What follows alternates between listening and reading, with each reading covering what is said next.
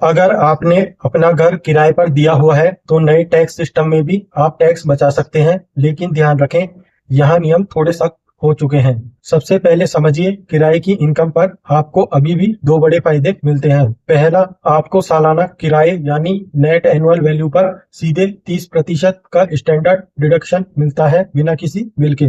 दूसरा, अगर आपने घर खरीदने के लिए होम लोन लिया है तो उसके ब्याज पर भी छूट मिलती है और यह फायदा नए टैक्स सिस्टम में भी जारी है।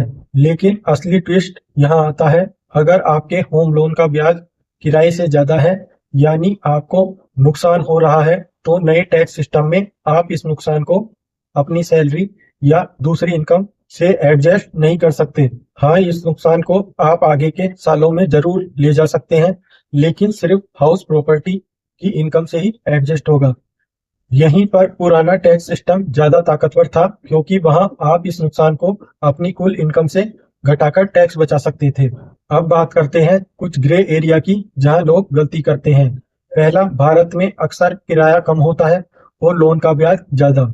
ऐसे में लोग जानबूझकर ज्यादा लोन लेते हैं या रीफाइनेंस करते हैं ताकि ब्याज बढ़े और टैक्स कम लगे। लेकिन याद रखें, टैक्स विभाग इस पर नजर रखता है। दूसरा, सेल्फ ऑक्यूपाइड प्रॉपर्टी यानी जहां आप खुद रहते हैं, उस पर नए टैक्स सिस्टम में ब्याज की छूट नहीं मिलती। इसलिए कुछ लोग फर्जी तरीके से उसे किराए पर दिखाने की कोशिश करते हैं, जो कि रिस्की है। तीसरा, किराया कम दिखाना या कैश में लेना।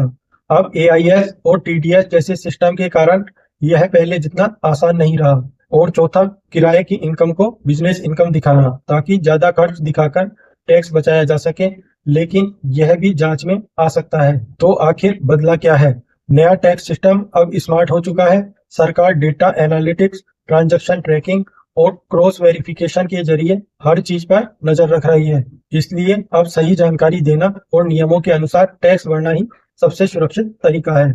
अगर आपको ऐसी ही आसान भाषा में फाइनेंस और टैक्स की जानकारी चाहिए तो वीडियो को लाइक करें, शेयर करें और चैनल को सब्सक्राइब जरूर करें। मिलते हैं नेक्स्ट वीडियो में। Thank you.